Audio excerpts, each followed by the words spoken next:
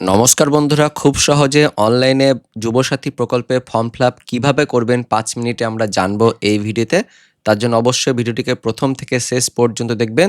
তো প্রথমে চলে আসতে হবে এই অফিসিয়াল ওয়েবসাইটের লিঙ্কটি ভিডিওর ডেসক্রিপশন বক্সে থাকবে। এখানে আসার পর ক্লিক টু অ্যাপ্লাই এর উপরে ক্লিক করবেন।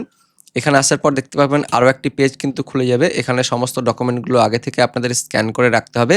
৩০০ কেবির মধ্যে আপনার ৭টি ডকুমেন্ট আগে থেকেই স্ক্যান করে রেখে দিতে হবে। তারপর অ্যাপ্লাই অনলাইনের উপরে ক্লিক করবেন। এর উপরে ক্লিক করলেই নতুন করে আরও একটি পেজ খুলবে।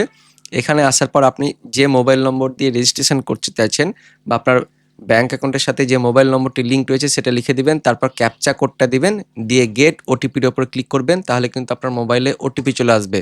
এখন তাড়াতাড়ি ওটিপি আসছে। ওটিপি দেওয়ার পর তারপর ভেরিফাইয়ের উপর ক্লিক করার পর নতুন করে দেখবেন আরও একটা লগইন পেজ খুলে যাবে। তো এখন কিন্তু খুব তাড়াতাড়ি এই লগইন পেজ খুলছে। এবার আপনাদের এখান থেকে ফর্ম ফিল আপ শুরু হবে। প্রথমে আধার কার্ডের নম্বরটি লিখে দিবেন, দেখে লিখে দিবেন এবং আধার কার্ডটি আপনাকে স্ক্যান করে রাখতে হবে পিডিএফে ৩০০ কেবি সাইজের মধ্যে। তো আমরা আধার কার্ড দিয়ে দিয়েছি। তারপর অ্যাপ্লিক্যান্টের নামটা এখানে লিখে দেব। অ্যাডমিট কার্ডে যে নাম রয়েছে সেই অনুযায়ী কিন্তু নামের স্পেলিংটা হবে। যারা বিবাহিত মহিলা তারাও কিন্তু অ্যাডমিট কার্ডে যে নামটা রয়েছে সেই নামটাই আপনাকে এখানে লিখতে হবে। প্রথমে ফার্স্ট নেম, মিডল নেম থাকলে দিবেন, তারপর লাস্ট নেম এভাবে লিখে দেবেন। তারপর মোবাইল নম্বরটা দিতে হবে। অবশ্যই কিন্তু আপনার ব্যাঙ্ক অ্যাকাউন্টের সাথে যে মোবাইল নম্বরটার লিঙ্ক রয়েছে সেই মোবাইল নম্বরটাই দিতে হবে। কারণ যখন আপনার অ্যাকাউন্টে টাকা ট্রান্সফার করা হবে তখন কিন্তু তার এসএমএস এই মোবাইলে পাঠানো হবে। তাই ব্যাঙ্ক অ্যাকাউন্টের সঙ্গে কিন্তু লিঙ্ক থাকা আপনার মোবাইল নম্বরটি দিতে হবে। তারপর আপনার ইমেল আইডি থাকলে দিয়ে দিবেন, যদি না থাকে কোনো অসুবিধা নেই, কিন্তু অবশ্যই দিয়ে দেওয়ার চেষ্টা করবেন। আমরা জেন্ডারটা এখানে সিলেক্ট করে নিয়েছি। তারপর আপনার অ্যাডমিট কার্ড অনুযায়ী যে জন্ম তারিখ রয়েছে সেই জন্ম তারিখটা লিখতে হবে। প্রথমে সালটা সিলেক্ট করে নেবেন। আমরা সালটা সিলেক্ট করে নিলাম। তারপর মাসটা সিলেক্ট করতে হবে। আপনার কোন মান্থ সেই মান্থটা সিলেক্ট করবেন এবং মান্থ সিলেক্ট করার পর আপনার তারিখ কী রয়েছে সেই তারিখটা কিন্তু সিলেক্ট করে নেবেন এবং তারপর অটোমেটিক্যালি ডান দিকে আপনার বয়সটা চলে আসবে এবং আপনার বাবার নাম, মায়ের নাম, পাশাপাশি বিবাহিত যদি হয়ে থাকে তাহলে স্বামী বা স্ত্রীর নামটা লিখে দেবেন। অ্যাডমিট কার্ড অনুযায়ী বাবার নামটা লিখবেন, মায়ের নামটা লিখবেন। আর বিবাহিত মহিলারা তার স্বামীর নাম লিখবেন, বিবাহিত স্বামীরা তার স্ত্রীর নামটা লিখে দেবেন। আপনার ক্যাটাগরি কী রয়েছে, এসসি, এসটি না ওবিসি, সেটা এখানে সিলেক্ট করে নেবেন এবং যেটি সিলেক্ট করবেন তার কিন্তু সার্টিফিকেট এখানে লিখতে হবে। যদি ম্যানুয়াল থাকে ম্যানুয়ালটাই দিবেন, আর যদি অনলাইন থাকে তাহলে অনলাইন সার্টিফিকেটটা দিবেন। জেনারেলদের ক্ষেত্রে কোনো সার্টিফিকেট দেওয়ার দরকার নেই। তারপর আপনার ম্যারিটাল স্ট্যাটাস কী রয়েছে, ম্যারিড না আনম্যারিড, সেটা সিলেক্ট করে নেবেন। এবার দেখতে পাচ্ছেন কন্ট্যাক্ট ডিটেলস, অর্থাৎ আপনার অ্যাড্রেস মানে ঠিকানাটা কিন্তু এখানে লিখতে হবে। তো ঠিকানা লেখার জন্য শহরাঞ্চলে তো বাড়ির নম্বর থাকে, কিন্তু গ্রামাঞ্চলে বাড়ির নম্বরটা থাকে না। তো সেক্ষেত্রে ভোটার লিস্ট থেকে আপনার বাড়ির নম্বরটা কিন্তু পেয়ে যাবেন। তো আমরা বাড়ির নম্বরটা ভোটার লিস্ট থেকে যা রয়েছে সেটা এখানে দেখে বসিয়ে দিলাম। তারপর আপনার গ্রাম বা শহরের নামটা লিখে দিবেন, পোস্ট অফিসের নাম লিখবেন এবং পাশাপাশি সমস্ত ডিটেলসগুলো, অর্থাৎ আপনার জেলার নাম, তার সঙ্গে ব্লক বা মিউনিসিপ্যালিটির নাম, সমস্ত কিছু পরপর কিন্তু লিখে দিতে হবে। ডিস্ট্রিক্টটা এখান থেকে আমি সিলেক্ট করে নিলাম। ডিস্ট্রিক্ট সিলেক্ট করার পর ব্লকটা আসবে। ব্লকটা অটোমেটিক্যালি এখান থেকে কিন্তু আমি সিলেক্ট করে নিচ্ছি এবং ব্লক সিলেক্ট করার পর পোস্ট অফিসের নামটা সেটা আমি লিখে দিচ্ছি এখান থেকে। গ্রাম পঞ্চায়েত বা ওয়ার্ডের নামটা এখান থেকে সিলেক্ট করে নেবেন, যার যেটা রয়েছে আমি এখান থেকে সিলেক্ট করে নিচ্ছি এবং পুলিশ স্টেশনের নামটাও কিন্তু এখান থেকে সিলেক্ট করে নেবেন। তারপর আপনার পিনকোড কী রয়েছে পোস্ট অফিসে সেই পিনকোডটা আমরা দিয়ে দিলাম। এবার নিচের দিকে এসে আপনার মাধ্যমিকের ডিটেলসগুলো এখান থেকে সিলেক্ট করতে হবে। তো মাধ্যমিক যেহেতু আমাদের স্কুল এডুকেশন ডিপার্টমেন্ট, তাই WBBSC করলাম, মাদ্রাসার ক্ষেত্রে এমই হবে।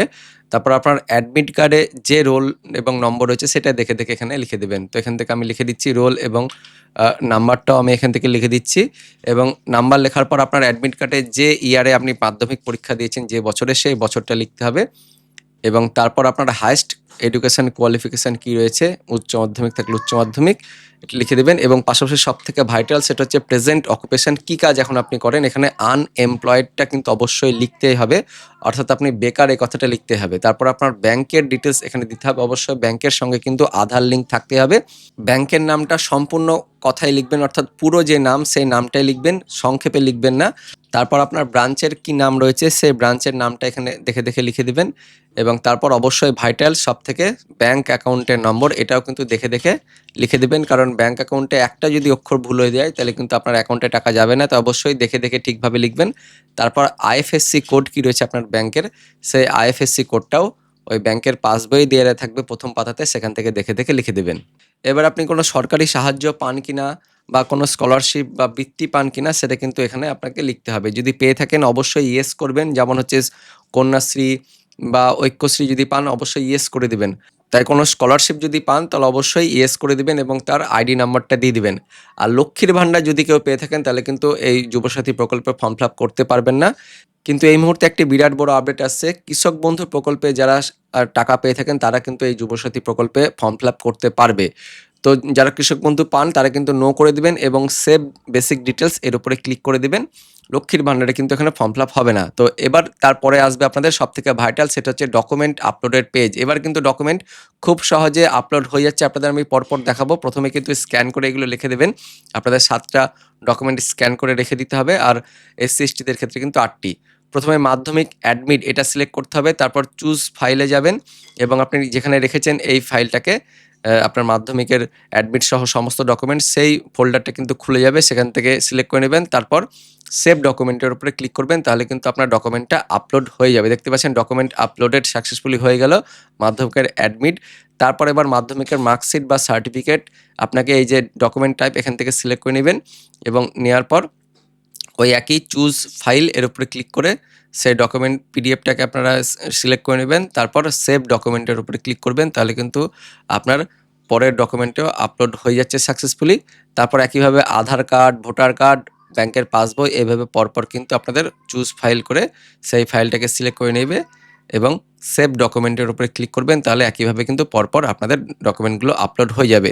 তো এইভাবে আমি কিন্তু সব ডকুমেন্ট আপলোড করেছি, যতগুলো ডকুমেন্ট ছিল। আধার কার্ড হয়ে গেল। আধার কার্ডের পরে এবার আসবে ভোটার কার্ড। ভোটার কার্ড নিয়ে একটা কিন্তু প্রশ্ন আসছে যে ভোটার কার্ড যদি না থাকে তাহলে যুবসাথী প্রকল্পে ফর্ম ফিল আপ করতে পারবেন কিনা। তো দেখতে পাচ্ছেন ভোটার কার্ড অবশ্যই কিন্তু আপনাকে তার স্ক্যান কপি আপলোড করতে হচ্ছে, তাই অবশ্যই ভোটার কার্ড কিন্তু আপনাকে এখানে লাগবে। ভোটার কার্ড যদি আপনার না থাকে তাহলে কিন্তু আপনি যুবসাথী প্রকল্পে ফর্ম ফিল আপ করতে পারবেন না। মাস্ট ভোটার কার্ড কিন্তু লাগছেই। ব্যাংকের পাসবইয়ে প্রথম পাতাও কিন্তু স্ক্যান আপলোড করতে হচ্ছে। সমস্ত ডকুমেন্ট কিন্তু আমাদের হয়ে গেল। পাশাপাশি এরপর আপনাদের যদি এসসি এসটি সার্টিফিকেট থাকে সেটাও কিন্তু আপনি এখান থেকে সিলেক্ট করে নেবেন এবং চুজ ফাইল করে একইভাবে কিন্তু আপলোড করে দিবেন। তো আমরাও সে একই, এখানে এসসি যেহেতু সিলেক্ট করেছিলাম তাই আমরা আপলোড করে দিলাম। এবার তারপর আসছে আপনার ছবি এবং সিগনেচার। এই ডকুমেন্টগুলো আপলোড করতে হবে। আমরা ছবিটা কিন্তু এখান থেকে সিলেক্ট করে নিলাম এবং তারপর চুজ ফাইল করে সেভ ডকুমেন্টের উপরে কিন্তু ক্লিক করে দিলাম। ছবিটাও আমাদের আপলোড হয়ে গেল। খুব সহজে কিন্তু এবার কিন্তু আপলোড হয়ে যাচ্ছে। এর আগে সমস্যা হচ্ছিল, কিন্তু এবার দেখতে পাচ্ছেন একদমই খুব ভালোভাবে আপলোডগুলো হচ্ছে। এবং লাস্ট যেটা হচ্ছে সিগনেচারটাও কিন্তু আমরা চুজ ফাইল করে এখানে সেভ ডকুমেন্ট করে দিলাম। তো এইভাবে কিন্তু আমরা এই এসসি এসটিদের ক্ষেত্রে 8টা ডকুমেন্ট আপলোড করলাম, কিন্তু জেনারেলদের ক্ষেত্রে 7টা ডকুমেন্ট আপলোড হবে। এবং ডকুমেন্টগুলো আপলোড হয়েছে কিনা সেটাও কিন্তু আপনি চেক করে নিতে পারেন। এই যে ভিউ আপলোডেড এনক্লোজার এর উপরে ক্লিক করবেন। এর উপরে ক্লিক করলে কিন্তু আপনার সেই ডকুমেন্টটা আপলোড দেখা যাচ্ছে। ডাউনলোড হওয়ার পর সেটা কিন্তু দেখা যাচ্ছে। তো এইভাবে খুব সহজে কিন্তু আপনারা চেক করে দেখে নিতে পারবেন যে আপনাদের ডকুমেন্টগুলো হলো কিনা, সমস্ত কিছু আপলোড হয়েছে কিনা। ঠিক থাকলে আপনারা কিন্তু রেডি সাবমিট এই কথাটার উপর ক্লিক করে দেবেন। তারপর ফাইনাল সাবমিটের উপর ক্লিক করে দিবেন। সেভ ডিক্লারেশন এখানে টিক দেওয়ার পর, এবং এটা হচ্ছে লাস্ট স্টেপ, এখানে ওকে করে দিবেন। তাহলে কিন্তু আপনি আর কোনো এডিট করতে পারবেন না। এবং আমরা ওকে করে দিলাম। তারপর এই যে অ্যাপ্লিকেশান আইডি বলে একটা আইডি পেয়ে যাবেন এবং তার পাশাপাশি অ্যাপ্লিকেশান ফর্মটাও কিন্তু আপনারা এখান থেকে ডাউনলোড করে নিতে পারবেন। পরবর্তীকালে আপনাদের এটা কাজে লাগবে। তো অ্যাপ্লিকেশান ফর্মটা কেমন হবে সেটা আপনাদের আমি দেখাচ্ছি। তো এইভাবে খুব সহজে কিন্তু আপনারা যুবসাথী প্রকল্পে ফর্ম ফিল আপ করতে পারেন এবং চেক স্ট্যাটাসটাও আপনারা দেখে নিতে পারবেন। মোবাইল নম্বরটা দিবেন এবং ক্যাপচা কোডটা দিয়ে দিবেন। তারপর ওটিপি আসবে। ওটিপি দিয়ে কিন্তু একইভাবে আপনারা পরবর্তীকালে স্ট্যাটাসটা চেকও করে দেখে নিতে পারেন। তো বর্তমানে যেহেতু ফর্ম ফিল আপটা হয়েছে, পরবর্তীকালে এটা নিয়ে অবশ্যই কিন্তু স্ট্যাটাসটা চেঞ্জ হবে। পরবর্তীকালে যখন স্ট্যাটাস চেঞ্জ হবে অবশ্যই আপনাদের কিন্তু ভিডিও করে জানিয়ে দেব। তো এইভাবে বন্ধুরা খুব সহজে আপনারা 5 থেকে 7 মিনিটের মধ্যে যুবসাথী প্রকল্পে অনলাইনে ফর্ম ফিল আপ করতে পারছেন। ওটিপি আসছে, আপনাদের ডকুমেন্টগুলো আপলোড হচ্ছে। খুব সহজে কিন্তু এবার ফর্ম ফিল আপটা হয়ে যাচ্ছে। তো ভিডিওটি ইনফরমেটিভ হয়ে থাকলে বা ভালো লেগে থাকলে লাইক করবেন, শেয়ার করে দিবেন এবং এই সম্বন্ধে আপনাদের আরও কোনো অন্য প্রশ্ন থাকলে অবশ্যই কমেন্টে জানাবেন। পাশাপাশি আমাদের আগের ভিডিওতে যে সমস্ত প্রশ্নগুলো এসেছিলো এই যুবসাথী প্রকল্পে ফর্ম ফিল আপ করা নিয়ে, সে সমস্ত প্রশ্নগুলোর উত্তর আমরা আগের ভিডিওতে দিয়েছি। যারা সেই ভিডিওটি দেখেননি অবশ্যই দেখে নেবেন। বিশেষ করে লক্ষ্মীর ভাণ্ডারের টাকা পেলে আপনি এই যুবসাথী প্রকল্পে ফর্ম ফিল আপ করতে পারবেন কিনা, বা কৃষক বন্ধু প্রকল্পে আপনি টাকা পেলে এই যুবসাথী প্রকল্পে ফর্ম ফিল আপ করতে পারবেন কিনা, এই সম্বন্ধে কিন্তু আলোচনা করা হয়েছে এবং অন্যান্য প্রশ্নের উত্তরও দেওয়া হয়েছে। তো অবশ্যই যারা আগের ভিডিওটি দেখেননি অবশ্যই দেখে নেবেন।